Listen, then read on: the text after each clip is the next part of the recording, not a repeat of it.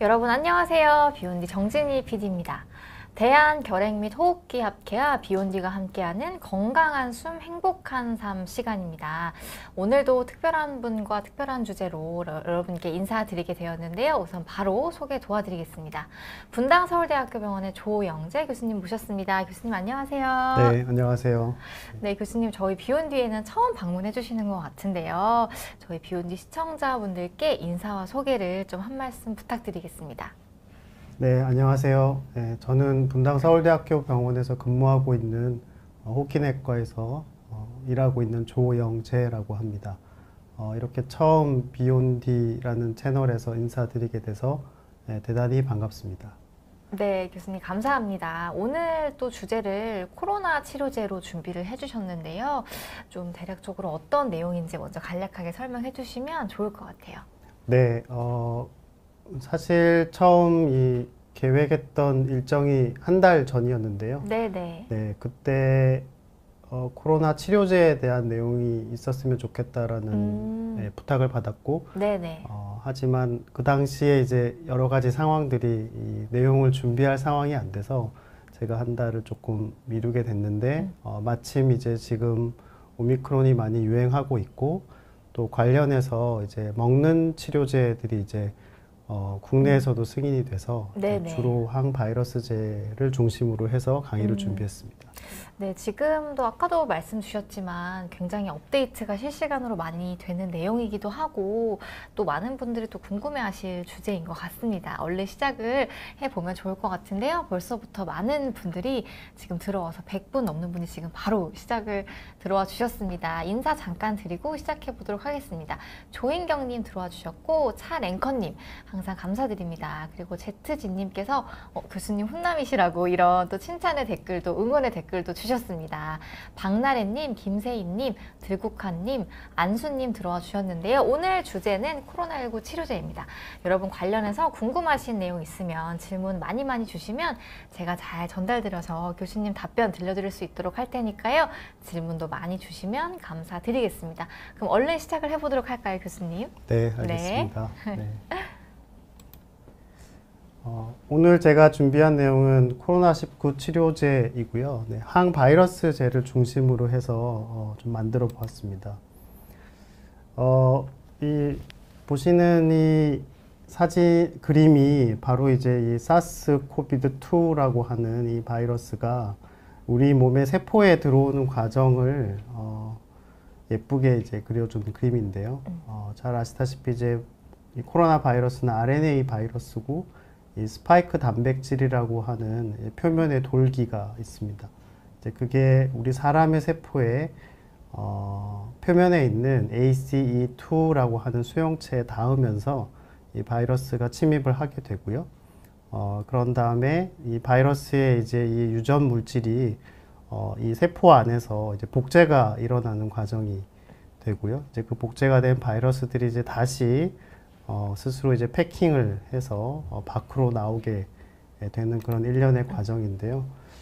이러한 일련의 과정에 이제 이 항바이러스제라는 게 어떻게 하면 이 과정들을 이제 차단할 수 있을지에 따라서 저희가 치료제라는 걸 개발하게 되는데 흔히 이제 백신이라든지 항체 치료제라는 게 바로 이제 이 처음에 바이러스가 우리 세포에 들어오는 과정을 막기 위한 그런 부분이고요.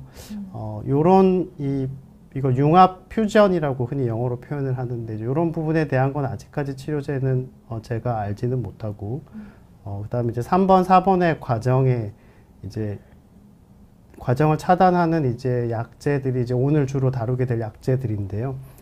이 바이러스가 이제 복제가 되기 위해서는 이런 폴리머레이즈라고 하는 단백질이 필요하고, 이제 이런 단백질이 만들어지기 전에 이 단백질이 이제 한번 분해가 되는 과정이 일어납니다. 네, 그래서 이제 이런 분해 효소가 차단을 시키거나 혹은 이 복제 효소를 차단하게 되면 이 항바이러스제의 효과가 나타나게 됩니다. 이 코로나 바이러스에 의한 감염증은 임상 경과가 있습니다.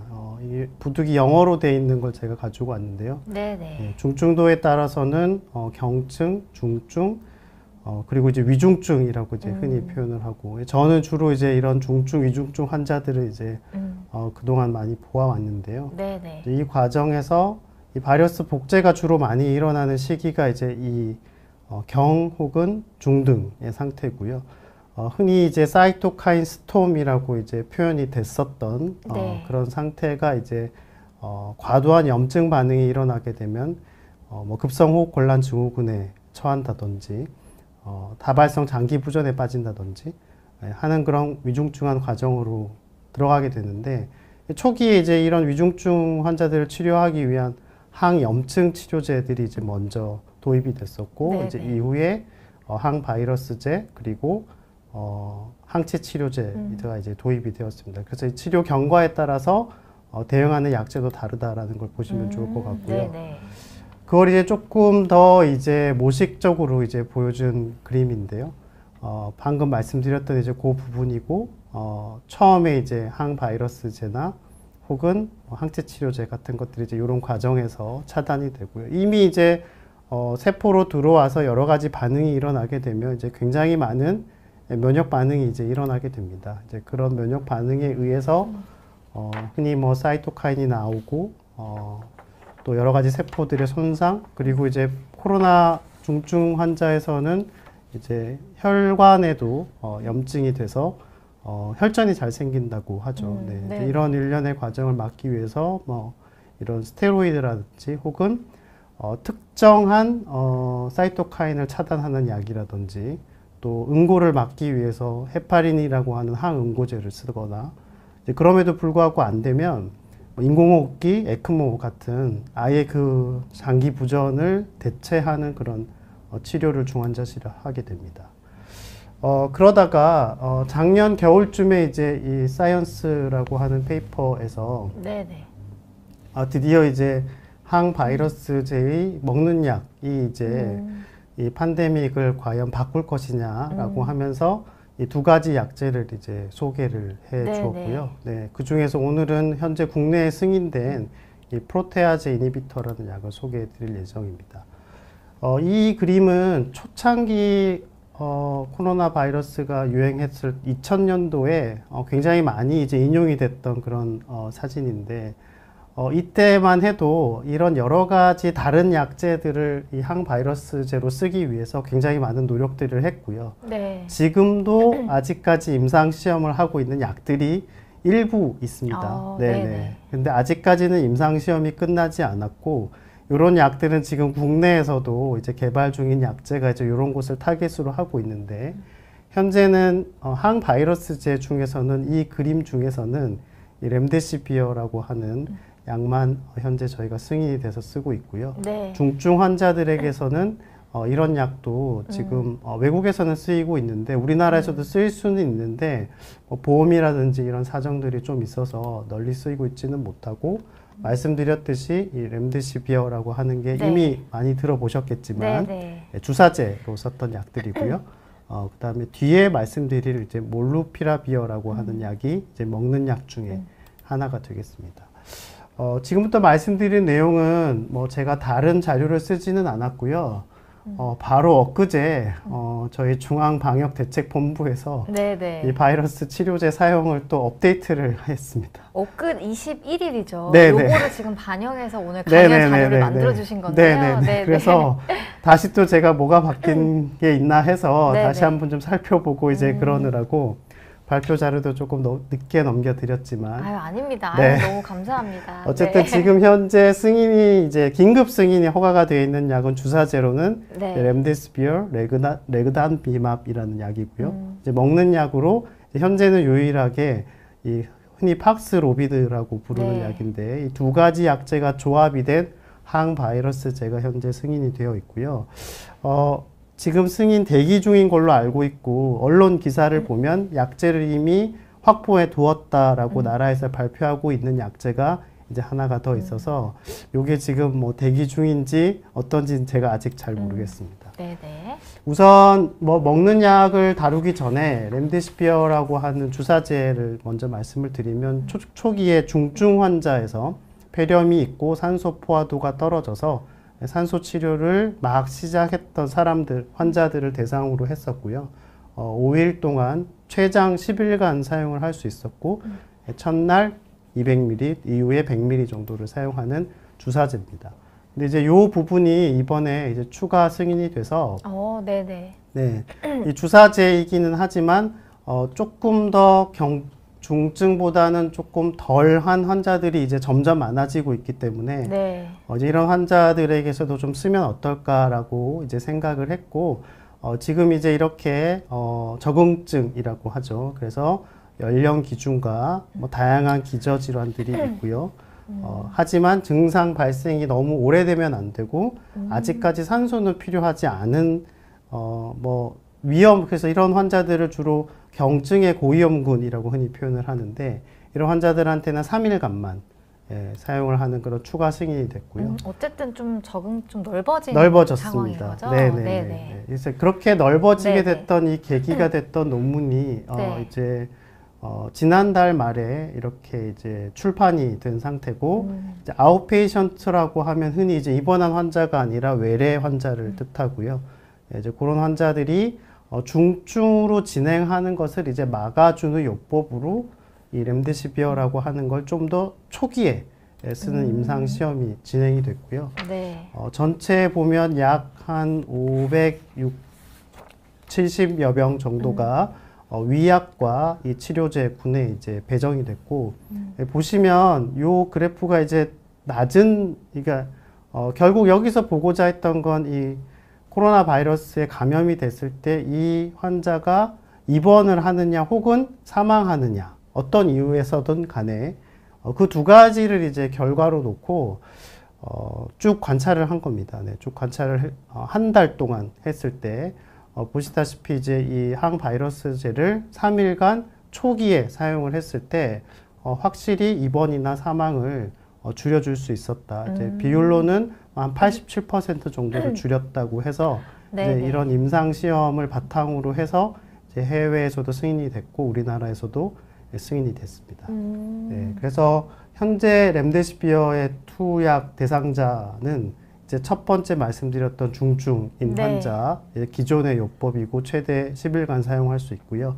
이제 이번에 새로 추가로 승인이 된 경증 혹은 중등증, 하지만 증상 발생이 너무 오래되지 않은, 그리고 소아 환자, 대신에 나이는 12세 이상 만으로, 그 다음에 몸무게가 이제 40kg 정도는 넘어야 되겠다라고 해서, 이렇게 조금 연령대의 기준도 좀 더 많이 확대가 돼서, 이제 3일간 주사 치료를 하는 요법을 이제 현재는 우리나라에서도 치료를 받을 수 있게 되었습니다. 그렇군요.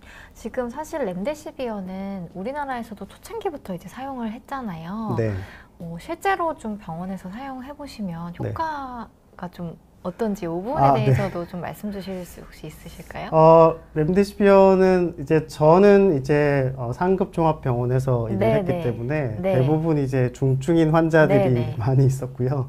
인공호흡기를 달거나 뭐 에크모를 달거나 이제 이런 환자들이 많이 있어서 사실 이제 중증인 상태는 이제 이 환자들이 이미 약을 대부분 다 바깥에서 다른 병원에서 처방을 받고 전원을 온 경우가 많았기 때문에 사실은 이제 안타깝지만 제가 주로 봤던 환자들은 이제 그 효과를 보지 못하고 상태가 더 악화돼서 아까 제가 초창기에 보여드렸던 슬라이드로 따지면 그 염증이 이제 막 과도해진 상태, 이제 그런 상태로 많이 왔고요. 안 왔던 환자들은 대부분 좋아졌기 때문에 오지 않았겠죠. 그렇게 생각이 듭니다. 그렇군요. 그리고 이제 이어서 이제 경구약, 오늘 이제 주로 말씀드리는 이제 핵심에 해당하는 부분인데요. 상품명으로는 이제 팍스로비드라고 이제 흔히 얘기를 하는데, 이 발음이 좀 어렵습니다. 이제 니르마트렐비어라고 되어 있고요. 리토나비어라고 하는 약이 이제 합쳐져 있는 그런 약인데요. 적응증을 좀 살펴보면 만 60세 이상의 면역 저하자이고 혹은 또 기저질환을 가지고 있는 이런 중에 이제 해당해야 되고요. 이 중에 이제 두 가지를 모두 부합해야 된다고 되어 있습니다. 그래서 증상 발생 후 5일 이내, 이제 조금 더 이제 기준은 짧아졌고요. 초기에? 아주 초기에. 그리고 산소 치료가 아직은 필요하지 않은 상태. 라고 이제 적응증을 잡았고요. 하지만 이제 그럼에도 불구하고 어떤 조금의 더 안 좋은 증상이 있다든지, 특히 이제 이 약이 실제로 임상시험이 됐던 대부분의 환자는 해외에서 진행이 됐는데 대부분 백신을 맞지 않은 환자들이 주로 임상시험에 참여를 했었습니다. 실제로. 근데 이제 우리나라는 어쨌든 예방접종률이 상대적으로 굉장히 높기 때문에 저희 나라에서는 적응증을 잡을 때 예방접종의 여부를 따지진 않았지만 네. 그래도 예방접종을 맞지 않은 분들이 좀 더 리스크가 높기 때문에 이제 그런 환자들을 먼저 고려해 주셨으면 좋겠다라는 이런 문구가 정부 지침에 포함이 돼 있었던 것 같고요. 이제 약은 좀 특이한데 이렇게 이 느르마트렐비어라고 하는 약이 2알, 그 다음에 리토나비어라고 하는 약이 1알, 이렇게 해서 이렇게 약이 포장이 되어 있다고 합니다. 저도 세 알을 먹는 거죠? 네네, 네네. 한꺼번에 3알을 네네. 먹게 되고요. 네, 저도 이제 사실 실제로 처방을 해보지는 못했습니다. 저희 병원은 또 이런 경증의 환자들에 대한 처방을 현재는 처방이 오픈되어 있지 않기 때문에 네네. 그 점 제가 조금 이제 양해 말씀을 드려야 될 것 같고, 네네. 어쨌든 이렇게 이제 되어 있는데 이 약은 사실 이제 조금 특이하다기보다는 리토나비어라고 하는 약을 저용량으로 쓰는데 이 약은 소위 부스터라고 흔히 표현을 합니다. 이제 이 치료요법은 흔히 이제 저희가 HIV 환자라고 얘기를 하는데, 항 HIV 트리트먼트에서는 오래전부터 이제 저보다는 감염내과 의사 선생님들이 더 많이 보고 더 많이 처방을 하시겠지만, 이제 그 HIV 프로테아즈 이니비터들 대부분 다 점점점 나비어라고 이렇게 대부분 이름이 붙습니다. 네네. 이제 그 중에 하나였었고요, 원래. 그래서 이제 그림은 제가 좋은 그림을 찾다 보니 유튜브를 좀 보게 됐는데, 네네. 아까 말씀드렸듯이 이제 요 분해 효소가 있어야 이제 바이러스 복제가 일어나게 되는데, 이제 그거를 이제 차단을 하는 거거든요. 예, 근데 이게 이제 공교롭게 그 약들이 이렇게 간에서 이런 특별한 효소를 통해서 이제 대사가 일어나게 되는데, 이 저용량 리토나비어를 사용을 하면 이런 대사를 좀 막아주는, 느리게 하는 그런 효과가 있다고 합니다. 그러니까 좀 더 우리 몸에 오랫동안 그렇죠. 머무르게 네, 네. 하는 네, 그런 실제 역할을 해준다. 치료 효과를 저희가 생각하는 네네.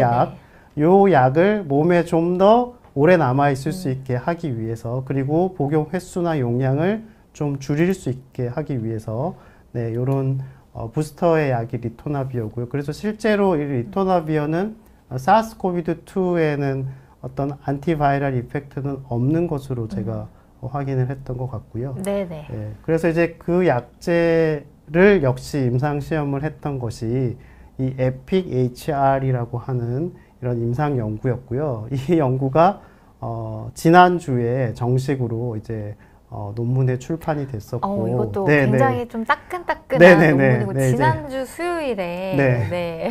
발표된 나왔었고, 내용인데, 네. 이제 실제 이제 승인될 때는 출판하기 전에 이제 제약회사에서 제출한 데이터를 통해서 이제 승인이 되기는 했습니다만, 어쨌든 정식 출판된 걸 저희가 주로 많이 보기 때문에 역시 비슷한 그림이고요.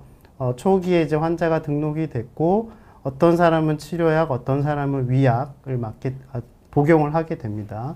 네, 그렇게 해서 보는 건 똑같습니다. 한 달이 지났을 때 입원을 했거나 혹은 사망을 했거나 이제 그런 비율을 살펴본 거고요. 여기 이제 차이가 이제 한 5.6%라고 돼 있는데, 네네. 이 퍼센트로 따지면 약 89% 정도의 1차 변수에서는 효과가 있는 것으로 이제 증명이 돼서 네네. 이 약제가 이제 승인이 됐고요. 지금 이제 승인이 되고 나서 우리나라에서 이제 이 처방이 좀 까다로워서 점점 이 기준이 조금씩 완화되고 있는 그런 상황입니다. 조금 넓어지고 있는 네네, 거죠? 넓어지고 네네. 있는 상황인데, 공통적인 건 증상 발생 후 5일 이내 빠른 상태여야 되고, 아주 초기. 네, 증상은 있어야 되고, 대신에 산소 치료는 당장 필요하지 않은 상태이고요. 역시 마찬가지로 12세부터 처방이 가능하고, 이제 면역 저하자, 기저질환자, 나이, 이제 이런 순으로 이제 조금씩 이제 처방의 범위가 좁아지게 되고, 이런 처방의 기준을 잡게 되는 가장 큰 이유는 우리가 약이 많지 않지만 환자가 굉장히 많이 발생을 했을 때 그래도 그 코로나 감염이 됐을 때 이제 가장 안 좋은 상태로 빠질 수 있는 고위험군을 보호하자는 것이 네네.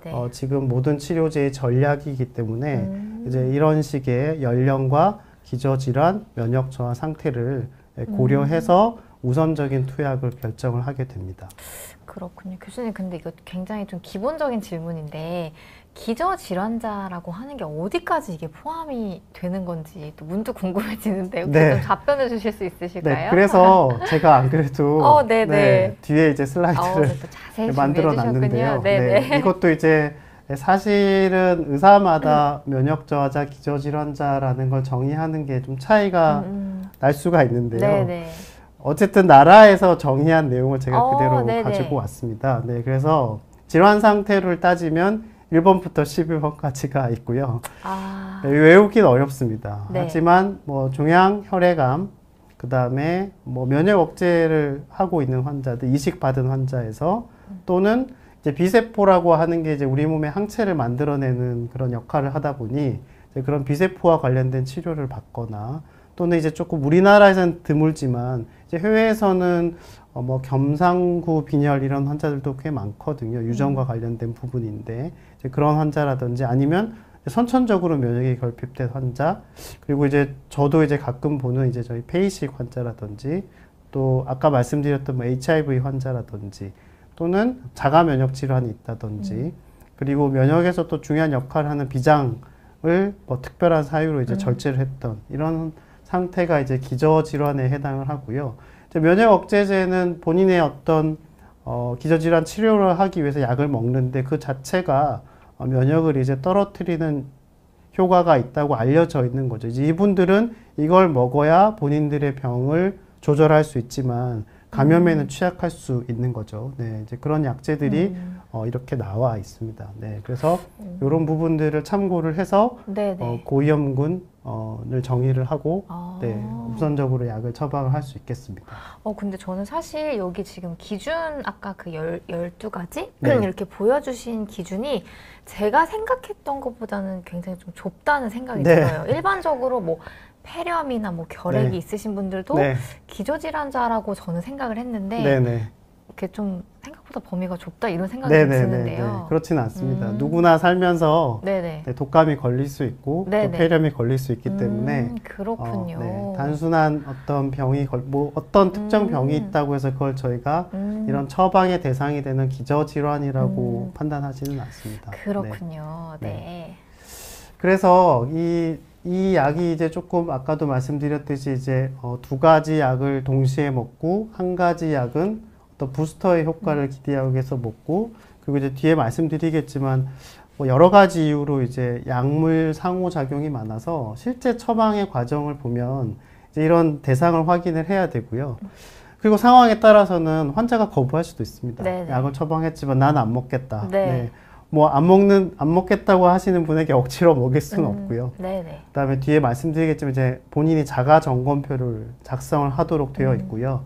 특히 이제 신장 혹은 간장, 이제 주로 약이 배설, 대사가 일어나는 곳이 신장과 간장인데 어느 정도가 되면 이제 이 약을 감량을 해서 중등도의 신장애인 경우는 감량을 해서 두 알을 한 알로 줄일 수는 있지만 뭐 중증의 신장 장애, 중증의 간장 장애 환자는 현재는 처방이 금기가 되어 있고요. 네. 이제 DUR이라고 하는 건 보통 이제 의사가 병원에서 처방을 하면 이제 환자분이 복용하는 약이 이제 전산으로 이제 다 확인이 되는데 그런 데서 걸러지거나 아니면 또 저희가 잘 모르는 자가약이라든지 이런 것들이 있을 수 있습니다. 네. 그래서 병용 금지 약 23개의 성분을 확인을 해서 네네. 그 중에서 또 대체가 가능하면 투여가 가능하고 아예 이제 6종에 해당하는 경우는 투여 불가 이렇게 이제 되어 있고요. 이게 이제 처방을 받는 대상자가 되었을 때 본인이 이제 이 문진표를 작성을 해서 이제 제출을 하도록 되어 있습니다. 저도 이제 실제로 어떻게 하고 있는지는 제가 직접 처방을 안 해봐서 잘 모르겠습니다만 나라에서 앱을 만들어 놨다고 합니다. 네, 그래서 이제 이 앱에다가 이런 내용을 기입을 할 수 있다고 하거든요. 네, 그래서 본인도 스스로 내가 어떤 약을 복용하고 있는지를 또 나의 상태가 어떤지를 확인할 수 있게 자가 보고를 하게 되어 있고요. 아까 말씀드렸던 이 23개의 상호작용이 있을 수 있는 약물들을 이 나라에서 이제 다 정리를 해놨습니다. 일부러 약 이름을 아예 이렇게 명시를 해서 정리를 했고요. 이거는 이제 저희도 참고를 하라, 의사도 참고를 해서 처방을 하라는 거죠. 네, 그래서 대체할 수 있는 약을 복용하는 경우는 대체제로 바꿔서 처방을 하고요. 아예 이제 그렇지 못하는 경우, 특히 이제 1번 세인트 존스 워트라고 하는 제가 알기로 어떤 생약 성분으로 알고 있습니다. 네, 이런 것들이 뭐 이런 다양한 약재에 많이 포함이 되어 있다고 합니다. 네, PD님이 약사시라는 거 제가 오늘 처음 알았는데 저는 네. 네, 약에 대해서 잘 모르지만 아이, 네, 네. 네. 이런 약을 복용하고 있으면 안 된다라고 이제 명시가 네. 되어 있고요. 네. 이제 여기까지가 이제 팍스로비드에 관련된 내용이고 네. 이제 이어서 제가 이제 몰루피라비어라고 하는 약을 조금 소개를 해드릴 건데요. 네, 아직 요거는 우리나라에서는 승인이 되어 있지 승인은 안된 않습니다. 거죠. 네, 네네. 그래서 이제 언론에서는 네네. 확보를 했다라고만 이제 저도 기사를 통해서만 네네. 봤고요.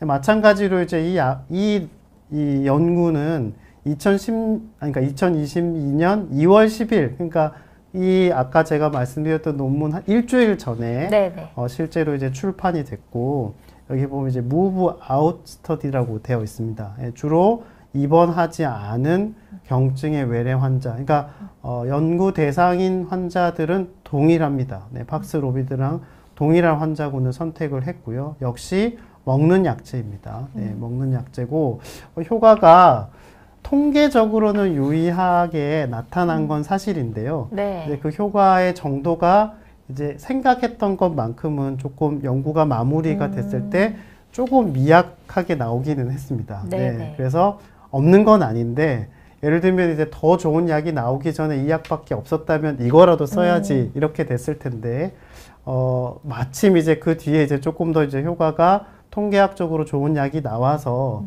아직 그래서 승인이 안 되고 있는지는 제가 잘 모르겠습니다만 어쨌든 효과가 있다는 건 통계적으로 확인이 됐고요.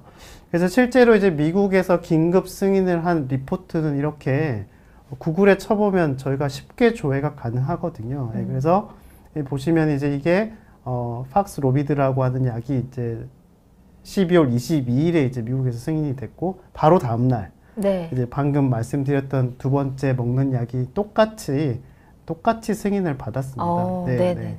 그래서 제가 알기로는 우리나라 식약처에서도 동일하게 다 검토를 이미 한 걸로 알고 있고요. 이제 뭐 여러 가지 검토 중인데 이제 지금 현재 이제 확진자들이 매우 많이 나오고 있지 않습니까? 네, 그래서 아마 어떤 식으로든지 간에 조치가 나오지 않을까 생각을 하고 있습니다. 네. 그래서 방금 말씀드렸던 이 두 가지 경구약제, 아직 우리나라에서 한 가지는 승인이 안 돼 있지만 승인이 된 첫 번째로 말씀드렸던 약제가 바로 이 과정을 저해함으로써 항바이러스제 효과를 볼 수 있는 약이고, 이 약은 애초부터 이 코로나 바이러스를 타겟으로 해서 개발이 됐습니다. 네. 그렇게 해서 현재 긴급 승인이 이제 되어 있는 상태고요. 이제 긴급 승인이 되어 있다고 하는 건 이제 좋은 임상 시험이 돼서 실제로 많은 환자들에게 처방이 되게 되면 또 그 이후에 굉장히 많은 처방이 이루어지게 되면 또 어떤 부작용이 있을지 이런 것들도 원래 보게 되어 있거든요. 근데 이제 아직은 팬데믹이 계속되고 있는 상황이기 때문에 지금 현재는 이런 긴급 승인된 상태라고 이해하시면 될 것 같고요. 그 외에도 이 같은 기전을 타겟으로 하는 약들이 현재 계속 개발 중에 있거나 아니면 임상 시험에 들어가 있거나 네, 그런 상태이고요. 이제 두 번째로 말씀드렸던 약이 이제 주사제였던 렘데시비어와 비슷하게 이 폴리머레이즈 이 단계에서 바이러스가 최종적으로 복제되지 못하게 하는 그런 기전을 가진 약인데 아직 우리나라에서 승인이 되지는 않았지만 경구약제가 현재 미국에서는 승인이 되어 있고 똑같은 좋은 저널의 임상 결과가 출판이 되어 있는 상황이다라는 거 제가 말씀을 정리해서 드리고, 근데 이제 조금 특이한 점은 이제 이 약들은 실제로 코로나 바이러스를 대상으로 개발됐던 약은 아니었습니다. 네, 그래서 이제 흔히 약물 재창출이라고 표현을 하는데요. 이 렘데시비어라고 하는 약은 에볼라 바이러스를 대상으로 개발이 됐었다가 이제 빠르게 이제 전환이 돼서 이제 일찍 쓰이게 됐고요. 이제 요 약이 이제 다른 바이러스 질환을 타겟으로 했다가 다시 승인이 된 상태라고 설명드릴 수 있겠습니다. 그래서 이제 끝으로 제가 조금 몇 가지 약제에 네. 대한 설명을 드리면서 조금 이제 학문적인 부분일 수도 있는데요. 흔히 이제 이런 치료제라는 신약이 개발되는 과정을 보면 우리 약사님이 더 잘 아시겠지만 네, 보통 이렇게 네네. 임상 시험의 단계라는 네. 게 있습니다. 네, 그래서 이 프리클리니컬이라고 하면 세포나 혹은 동물에서 실험을 네네. 먼저 하고 이제 일상 임상 시험은 건강한 사람에게 우리가 약물의 용량을 정하기 위해서 이제 이상에서는 치료 효과가 있는지 없는지를 보기 위해서 그다음에 이제 3상으로 가면 정말 위약과 비교했을 때 실제로 다른 여러 가지 조건에도 불구하고 효과가 있는지를 보고 이제 그런 다음에 좀 전에도 제가 이런 저널의 결과들을 보여드렸었는데 이제 그렇게 공표가 되는 건 되게 중요합니다. 이제 피어 리뷰라고 해서 동료 평가를 이제 받아야지만 그 연구 결과가 인정이 되기 때문에요. 이제 그런 다음에 이렇게 뭐 가이드라인이라든지 실제 임상 현장에 이제 도입이 되는데요. 이 팬데믹이 되면서 네네. 이런 임상 시험이 단축되기 위한 굉장히 많은 네. 평소 같았으면 전혀 생각하지 못했던 일들이 많이 일어났고요. 네, 그런 과정들이 이제 많이 변화하고 있다라고 제가 조금 언급드리고 싶고요. 지금 이제 제가 약제에 대해서 말씀드렸지만 우리나라 여러 의사 선생님들께서 한국보건의료연구원이라고 네카라고 하는 곳에서 이 코로나 환자 치료를 위한 임상 진료 지침을 실제로 작년 말에 이제 발표를 했습니다. 예, 발표를 했는데 여기 보시면 이제 여러 가지 약제들이 다 나와 있는데요. 네네. 지금 이 임상 지침에는 방금 제가 말씀드렸던 경구 약제들은 포함되어 있지는 않습니다. 이제 렘데시비어만 주사제로 포함이 되어 있고요. 근데 보시면 이 진료 지침이라는 게 효과가 있다라는 약보다는 이제 A, B 정도에 해당하는데요. 안 된다라고 하는 약들이 더 많이 나와 있습니다. 네, 그래서 이 새로운 신약이 이제 어떤 특정 질병에 정말 이 성공하기 위해서는 이제 굉장히 어려운 과정이 있다라는 걸 제가 이제 좀 말씀을 드리고요. 현재까지는 이렇게 지침에 나와 있는 약 중에는 항바이러스제 중에는 이제 네네. 렘데시비어 하나가 올라와 있는 상태고 방금 말씀드렸던 약들은 이제 막 긴급하게 승인이 됐고요. 아마 다시 또 이런 임상 진료 지침이 개정이 될 때는 또 한참 시간이 지나야 되지 않을까 싶고 끝으로 이제 오미크론과 관련된 내용을 조금 마무리를 해서 말씀을 드리면 네네. 방금 말씀드렸던 이 약들이 오미크론에도 들을까? 왜냐하면 그 임상 시험들은 대부분 다 오미크론 유행 전에 대부분 시행이 된 걸로 제가 네네. 알고 있습니다. 네, 그래서 근데 이제 이 바이러스의 변이 속도가 이 인간이 항바이러스제를 개발하는 속도보다는 더 빠른 것 같고요. 네네. 안타깝지만. 네, 그래서 뒤늦게 이제 이런 실험실 검사를 좀 해봤습니다. 네, 이제 우리가 가지고 있는 무기가 이런 게 있는데 네.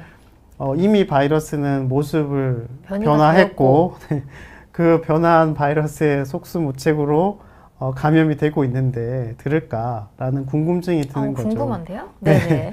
그래서 이 벨기에 연구자들이 이제 연구를 했다고 되어 있고요. 네.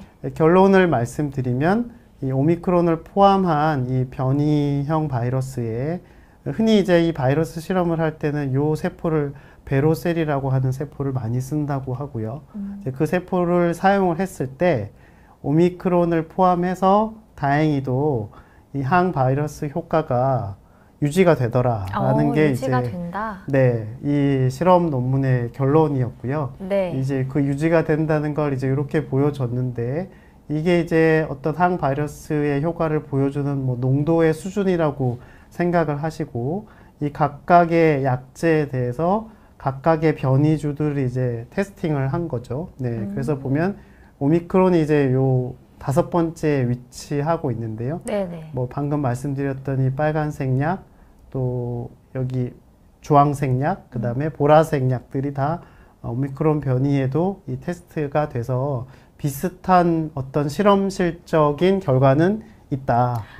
다행이네요. 라는 거까지 네. 제가 이제 말씀을 드릴 수 있을 것 같고, 네, 이제 이 내용까지가 그 미국 국립보건원에서 2가지 경구 치료제를 검토를 하면서 이 승인을 하게 됐던 배경에는 이런 내용까지 포함이 되어 있었다라는 것을 제가 말씀을 드리게 됩니다. 그렇군요. 앞에 네. 논문 한번 약이 지금 렘데시비어랑 그 다음에 또 몰루피라비르, 팍스로비드 이렇게 3가지에 대한 네. 논문인 거죠? 네, 맞습니다. 오미크론에도 효과가 있다 이런 논문이 네네네. 발표가 되었다고 네, 합니다. 네. 물론 이제 실험실적인 결과이기 때문에 네네. 실제 이제 뭐 앞으로 이제 처방이 많이 나오게 되면 어떨지 모르겠는데 제가 담지는 못했지만 얼마 전에 저희 질병청에서 실제 처방받았던 환자들이 뭐 증상이 얼마나 줄어들었다라든지 효과가 어땠다라든지를 1차적으로 조사된 결과를 발표를 한 걸로 제가 봤고 네. 어느 정도 그래도 효과는 있고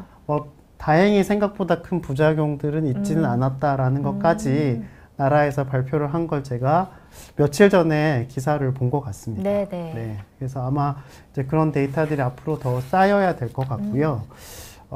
제가 이제 조금 추가로 준비를 혹시 시간이 남으면 네네. 이제 말씀을 드릴까 하고 준비했던 건 앞에 치료제 중에 항체 치료제에 해당하는 네네. 레그담비맙이라고 하는 약입니다. 네, 이제 국내에서 이제 개발됐던 항체 치료제였었고요. 뭐 적응증은 비슷합니다. 네, 그리고 증상 발생 7일 이내이고 역시 산소가 필요하지 않은 환자. 이 산소가 필요하지 않다라는 거는 결국 보통 사람들이 산소 치료를 받으려면 집에서는 못하죠. 그러니까 입원을 해야 된다는 뜻입니다. 좀 중증의 환자 그렇죠. 이렇게 이해하면 되겠죠? 그래서 산소가 치료가 네네. 필요하면 일단 입원이 필요하다라는 네. 이해를 하시면 되기 때문에 이해를 하시면 되고 그래서 이제 이런 기준이 있는 거고요.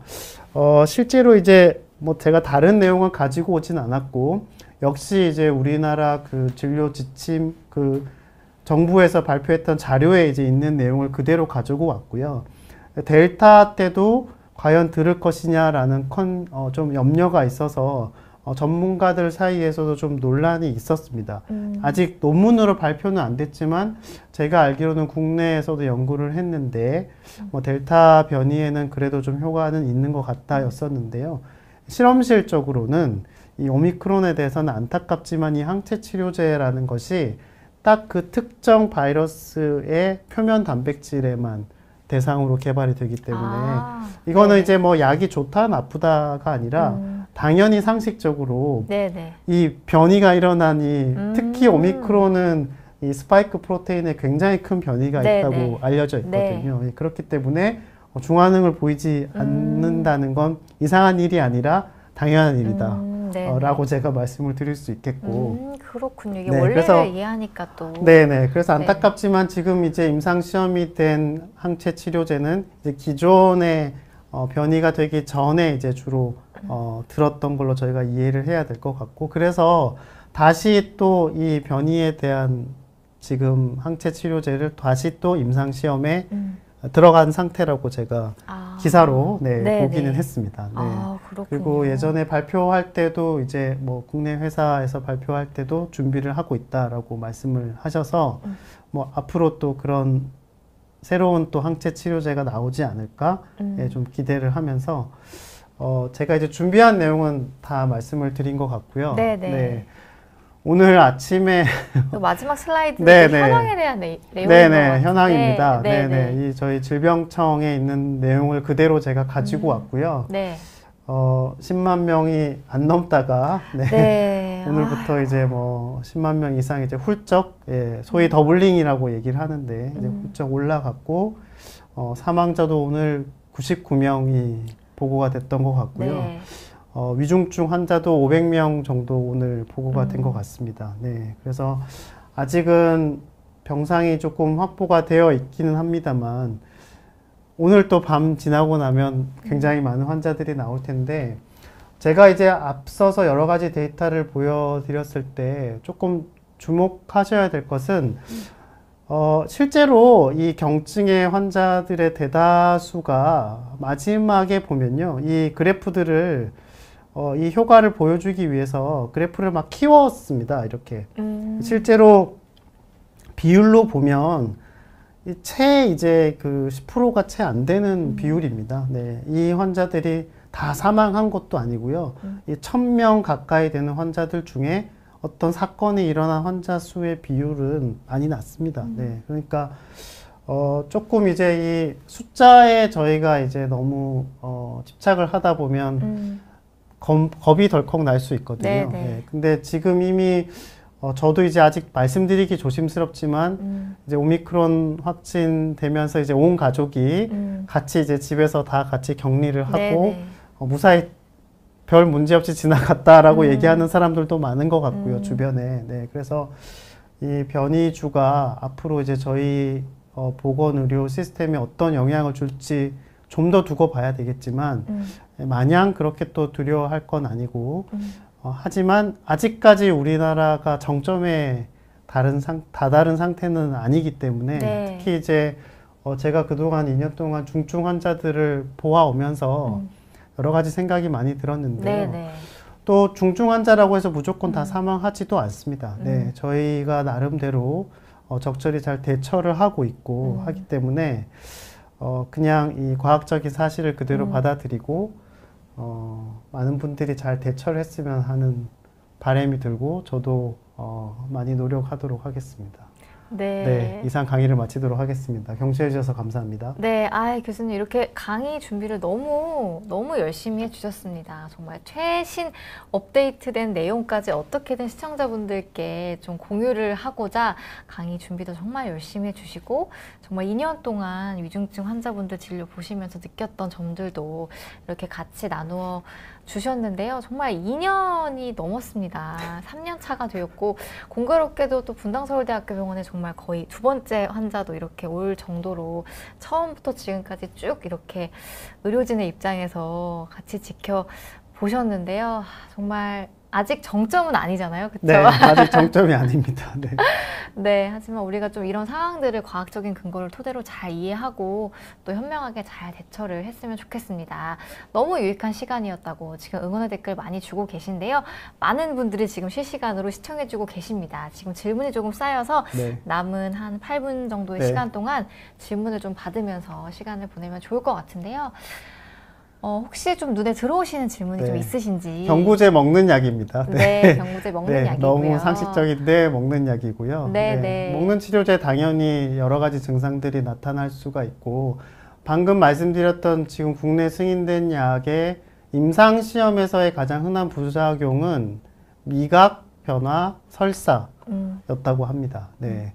근데 이제 뭐 실제 또 상황은 어떻게 될지 모르죠. 이제 임상시험에서 나왔던 부작용이 또 본인에게 다 나타난다는 보장은 없으니까. 네, 그렇고요. 네. 팍스 로비드를 실제로 먹으신 분이 올려주셨는데. 네, 지금 네. 처방을 받으셔가지고 그러네요. 산골 드셨나 봐요. 마을에서. 네. 네네. 완전히 괜찮아지려면 좀 걸리는지 궁금하다. 혈압약을 먹고 계시다라고 되어 있는데,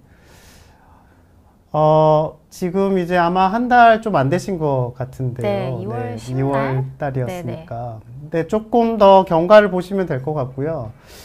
제가 중증 환자들 같은 경우에는 실제로 거의 3개월 이상 6개월 정도 지나야 어느 정도 회복을 하는 경우가 있는데 지금 저 정도의 증상은 아마 조금 더 시간이 지나면 좋아지실 거라고 생각이 됩니다. 네, 그래서 네. 너무 걱정하지 않으셔도 될 것 같고요.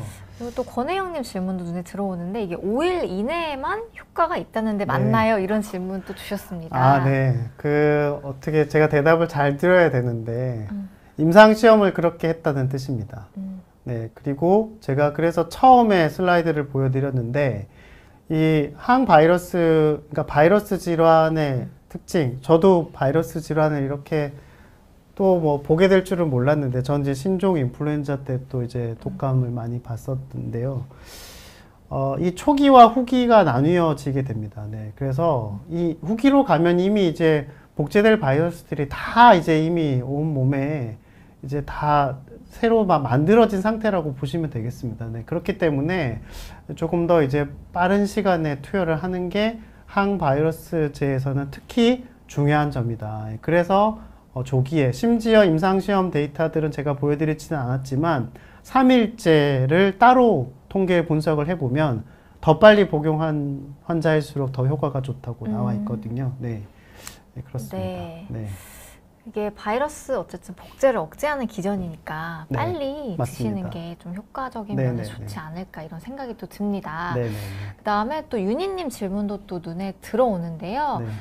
따님이 오미크론 감염 후에 좀 증상이 있다가 완치를 받았는데 네. 이후에 다시 양성이 나왔다. 네, 네. 이런 말씀 주셨습니다. 이게 네네. 실제로 완치를 받고도 네네. 바이러스가 남아 있어서 네네. 그런 건지 이게 어느 정도까지 양성이 나올 수 있는지 이런 거에 대한 답변도 혹시 네. 주실 수 있으실까요? 네, 어려운 질문입니다. 어려운 질문인데요. 일단 이제 바이러스 질환의 완치자라고 저희가 표현을 하긴 합니다만, 네.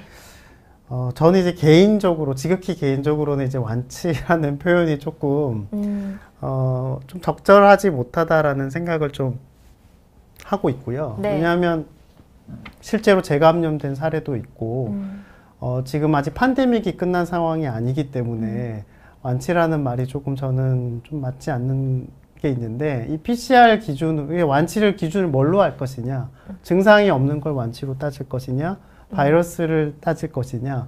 사실은 바이러스가 PCR 검사에서 나온다는 게 임상적으로 의미가 있거나 혹은 PCR 검사에서 양성이 나왔다고 해서 그 바이러스가 실제로 전염을 계속 일으킨다든지 한 의미는 아니거든요. 그러니까 어디에 우리가 의미를 두느냐에 따라서 달라지는데 PCR이라고 하는 건 그야말로 그 유전 물질을 있냐 없냐를 보는 거고 그런 검사법이기 때문에 실제로 꽤 오랫동안 중증 환자에서는 죄송한데 심지어 한 달, 두 달까지도 계속 양성이 나오는 환자들이 실제로 있습니다. 네, 그래서 그냥 감염이 된 환자의 입장에서는 이 검사가 계속 양성이 나온다 아니다라고 이제 초창기에는 그렇게 저희가 기준을 잡았죠. 네, 저희가 전체적인 방역의 흐름이나 기준을 어쨌든 전염의 전파를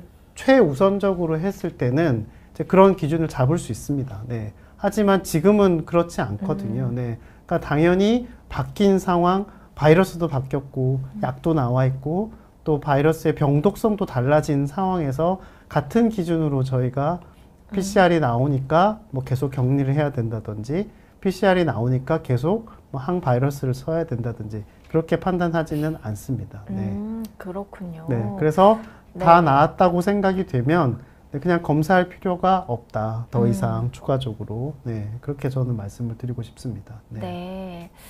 그렇군요. 그리고 또 오미크론 양성으로 많이 아파했는데 격리 이후 얼마 정도 지난 후에 만나도 사람을 되는지 만나도 이런 되는지. 질문 네. 주셨는데 뭐 사실은 네. 증상만 가지고 뭐 만났을 때 전파가 될 수 있다, 안 될 수 있다라는 과학적 근거를 지금 찾을 수는 없습니다. 네. 네. 그래서 안타깝지만 어느 정도 지나도 만나도 되는지에 대한 답은 없습니다. 네. 죄송한데 답은 없고, 그래서 그냥 할 수 없이 지금은 약간 이제 그 과학과 과학이 아닌 부분이 혼재되어 있는 상태일 수밖에는 없고, 뭐 과학적으로 아무리 이렇다고 해도 어떤 뭐 사회, 문화, 경제적인 상황에 따라서 바뀔 수 있는 부분이라고 저는 생각을 하거든요, 개인적으로. 네, 그래서 아마 증상이 거의 없다고 생각이 되고, 뭐 그렇게 되면 지금 제가 알기로 뭐 7일 혹은 10일 이렇게 잡혀 있는 걸로 알고 있습니다. 네,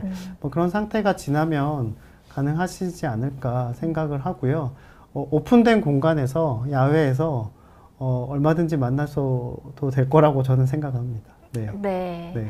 이렇게 해서 답변을 주셨는데요. 사실 못다한 질문이 있는데 저희 시간이 이제 다 돼서 마무리를 해봐야 될 것 같습니다. 저희 답변을 못 받으신 분들은 저희 비욘디 홈페이지에 질문을 남겨주시면 저희 멘토 선생님들께서 답변 주실 예정이니까 참고해 주시면 감사드리겠습니다. 오늘 이렇게 처음 비욘디에 나와주셔서 정말 좋은 내용으로 유익한 시간을 만들어 주셨는데요. 교수님 좀 소감 마지막으로 한 말씀 여쭙겠습니다. 네. 일단 강의가 잘 전달이 됐는지 모르겠습니다. 저도 이런 걸 처음 해봐서 준비는 최대한 쉽게 하려고 노력을 많이 했는데요.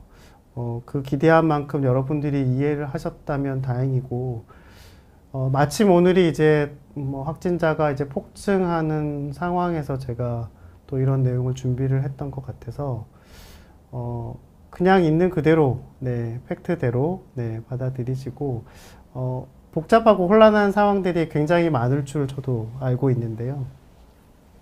너무 두려워하지 마시고, 제 생각에는 다 이겨낼 거라고 생각을 하고 있습니다. 그리고, 위중증 환자들도 잘 치료를 받으면 많이 생존하고 있습니다. 네, 그래서, 그렇게 많은 시청자분들께서 이해해 주셨으면 좋겠습니다. 네. 네, 잘 이해했습니다. 오늘 정말 유익한 시간이었다고, 교수님 첫 방송 성공적이었다고 이런 댓글 주고 계신데요. 오늘 정말 알찬 시간 만들어주셔서 감사의 말씀 드리고요. 여러분들께서 지금 400분 가까운 분들이 실시간으로 봐주시고 계신데 다시 한번 감사의 말씀 드리면서 오늘 인사드리도록 하겠습니다. 여러분 시청해주셔서 감사합니다.